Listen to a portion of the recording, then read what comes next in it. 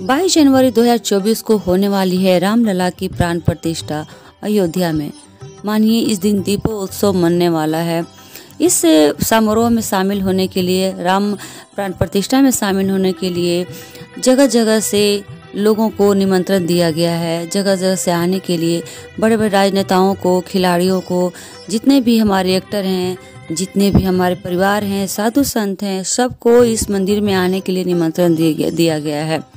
इसमें कचरा बीनने वाली बिहुला बाई का भी नाम आया था और अब एक नाम आ रहा है 600 लाशों को पोस्टमार्टम करने वाली बस्तर के जिले कांकेर की रहने वाली संतोषी दुर्गा, जो छत्तीसगढ़ की अकेली महिला हैं जो शवों को चीर-फाड़ यानी पोस्टमार्टम करती है। हो सकता है देश में भी वो अकेली ही होंगी। जैसा नाम वैसा काम। नाम इनका संतोषी दुर्गा है। दुर्गा की तरह कठोर और कठिन परिस्थितियों में भी सामना करती हैं और संतोष से अपने कार्य को कर रही हैं। ये इनका कोई पैसा नहीं है। इनके पिताजी भी यही काम करते थे।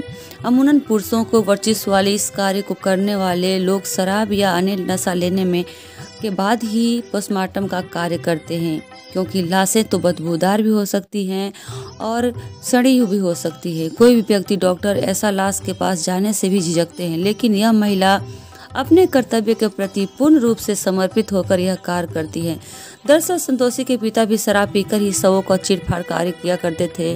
तब संतोषी उन्हें शराब छोड़ने के लिए सलाह देती थी और कहती थी कि बिना शराब पिए आप लाशों का पोस्टमार्टम कीजिए, यह आपके लिए अच्छा होगा।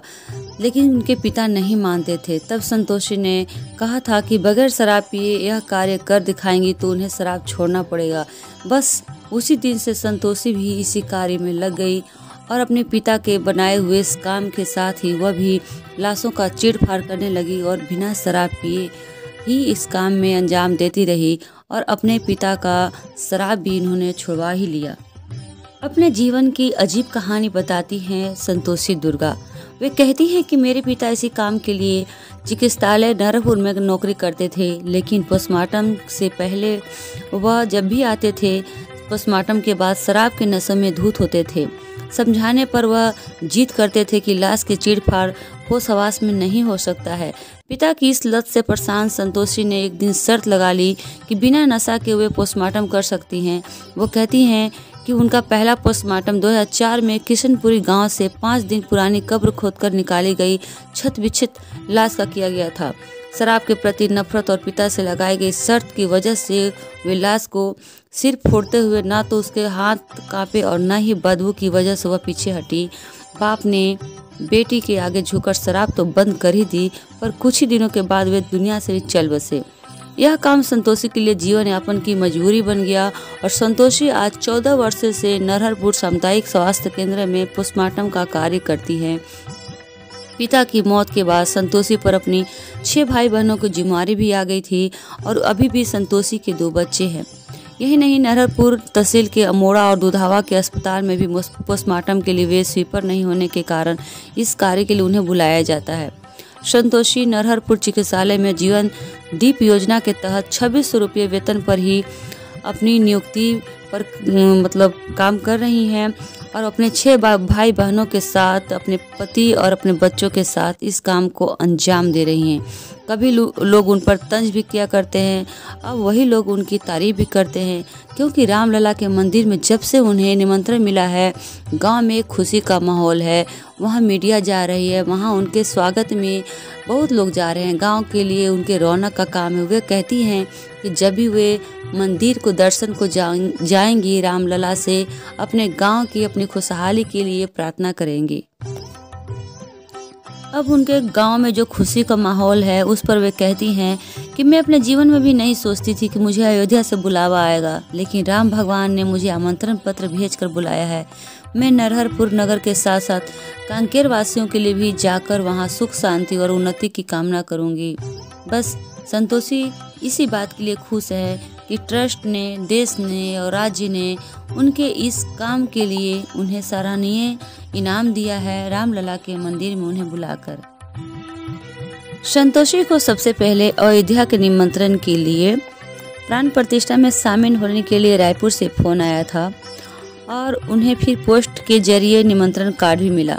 संतोषी बेहद खुश भी हैं और उन्हें इस बात का भी दर्द रहता है कि पिता जो उनके पोस्टमार्टम का कार्य करते थे, जो हर किसी के लिए संभव तो नहीं है, अब वह इस कार्य को स्वयं कर रही हैं। बावजूद इसके भी प्रशासन यानी कि सरकार द्वारा उन्हें नियमित नहीं किया गया है।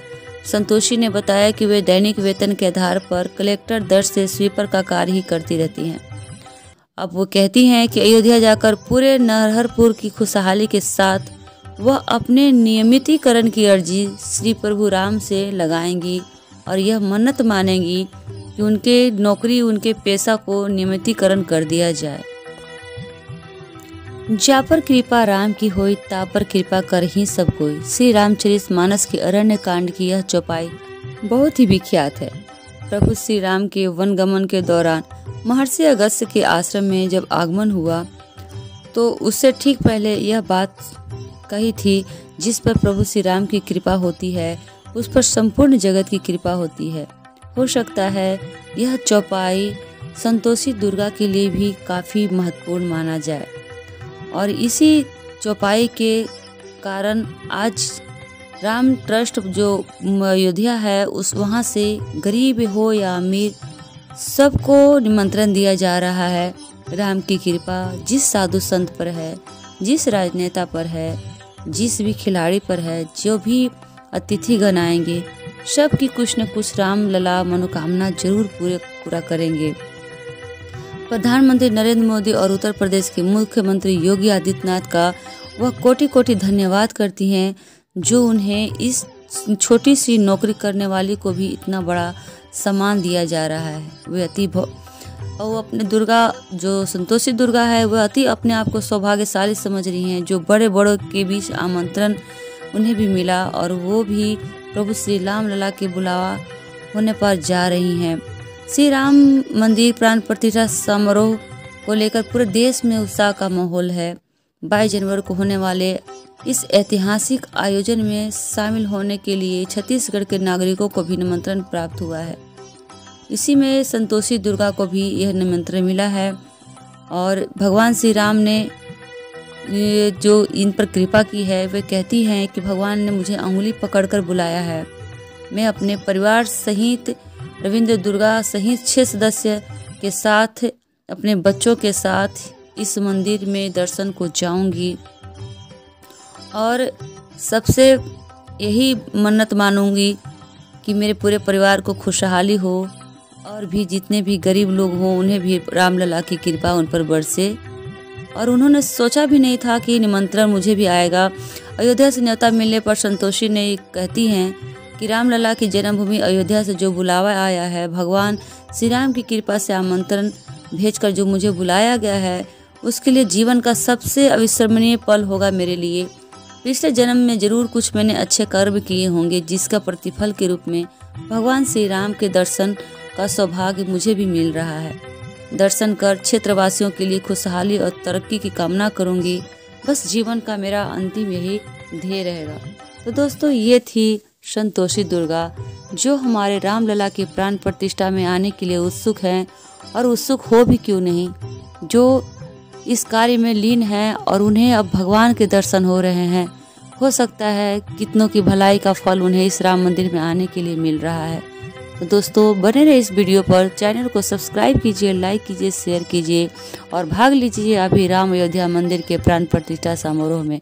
जितने जल्दी हो सके पूजा पाठ की तैयारी कीजिए, घर में दीपक जलाइए।